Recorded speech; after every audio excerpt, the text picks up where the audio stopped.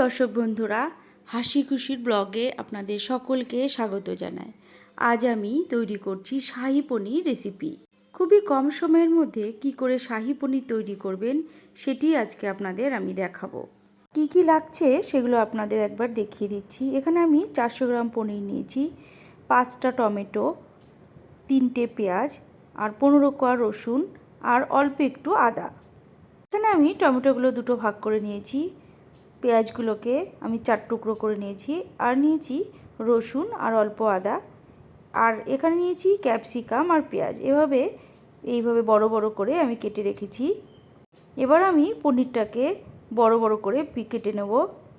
আপনি বড়ও করতে পারেন, ছোটও করতে পারেন। আমি এখানে একটু বড়ই করেছি।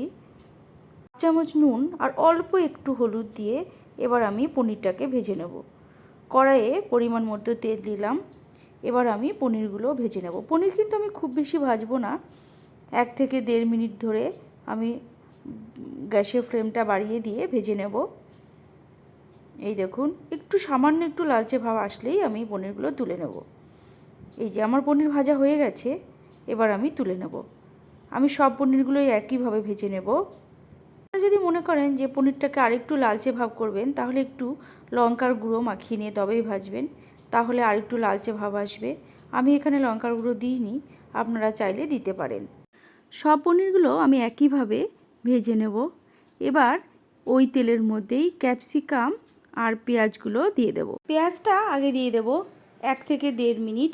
পেঁয়াজটা ভাজার পরে তারপরে দেব ক্যাপসিকাম দিয়ে আরও 2 মিনিট ভাজবো। এই সময় গ্যাসের আঁচটা অবশ্যই বাড়িয়ে দেবেন, নাহলে বেশি ভাজা হয়ে যাবে। 2 মিনিট হয়ে গেছে, এই দেখুন কালারটা একটু চেঞ্জ হয়েছে। এবার আমি নামিয়ে দিচ্ছি। এবার ওই তেলের মধ্যে আমি টমেটো, পেঁয়াজ, রসুন আর আদা সবগুলো একসঙ্গে দিয়ে দেব। এবার দিয়ে দেব অল্প একটু নুন। যেহেতু টমেটো দিয়েছি তাই অল্প একটু নুন দিলে খুব সহজেই টমেটোগুলো সেদ্ধ হয়ে যাবে। এবার আমি 3 থেকে 4 মিনিট ধরে এই জিনিসগুলো আমি ভালো করে একটু ভাজবো। এবার একটু নাড়াচাড়া করে একটা ঢাকনা দিয়ে ঢেকে দিতে হবে, তাহলে সহজেই এটা ভাজাও হবে, তার সঙ্গে সেদ্ধটাও হয়ে যাবে। এই দেখুন ঢেকে দিলাম। 2 মিনিট পরে ঢাকনাটা খুলে দেখব কতটা ভাজা হয়েছে। এবার আমি 2টো কাঁচা লঙ্কা দিয়ে দিলাম। আপনারা এই সময় শুকনো লঙ্কাও দিতে পারেন, আমি কাঁচা লঙ্কা দিয়েছি। এই দেখুন অনেকটাই ভাজা হয়েছে। আরও একটু ভাজবো আমি, আরও 2 মিনিট ধরে ভাজবো। ব্যাস ভাজা হয়ে গেছে, এবার আমি তুলে নিচ্ছি।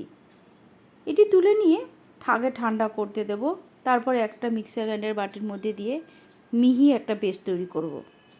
ঠান্ডা হয়ে গেছে, এবার আমি মিহি পেস্টটা তৈরি করে নিচ্ছি। আপনার যদি মনে হয় কখনো মিহি পেস্ট হয়নি, তাহলে এরকম একটা ছাঁকনি দিয়ে এইভাবে ছেঁকে নিতে হবে। তাহলে কী হবে, যদি এই গোটা কিছু থেকে থাকে সেগুলো বেরিয়ে যাবে। এবার আমি ওই তেলের মধ্যেই এই বেটে রাখা মিশ্রণটা দিয়ে দিলাম। গ্যাসের আঁচটা কমিয়ে দিয়ে অল্প নুন আর হলুদ, জিরে গুঁড়ো, লঙ্কার গুঁড়ো, এবার দেব মিট মশলা। এখানে যদি আপনারা মিট মশলা অ্যাড করেন তার গন্ধটা খুব সুন্দর আসে, তাই আমি এখানে বাজার থেকে কিনে আনা যে কোনো মিট মশলা, আমি মিট মশলার 1/2 চামচ দিয়ে দিয়েছি। এবার আমি গ্যাসটা কমিয়ে আস্তে আস্তে 3 থেকে 4 মিনিট ধরে মশলাটা কষাবো। যখন দেখবেন সামান্য তেল উপর থেকে ভাসছে, তখন ভাববেন যে মশলাটা কষানো হয়ে গেছে। এরপরে কিছুটা গরম জল দিয়ে দিতে হবে। গরম জল দিলে রান্নাটার টেস্টটা অনেকটাই ভালো আসবে। জল দেওয়ার পরে এবার আমি পনিরগুলো দিয়ে দিচ্ছি। পনিরটা একটু নেড়ে চেড়ে মিশিয়ে দিয়ে 1 থেকে 1.5 মিনিট ওয়েট করব। এরপরে ফুটে উঠলে আমি দিয়ে দেব ভেজে রাখা ক্যাপসিকাম আর পেঁয়াজগুলি। এই দেখুন এবার দিয়ে দিচ্ছি। এবার নেড়ে চেড়ে দিয়ে আরও কিছুক্ষণ ফুটতে দেব। এবার একটা ঢাকনা দিয়ে গ্যাসের আঁচ মাঝারি করে ঢেকে দিলাম।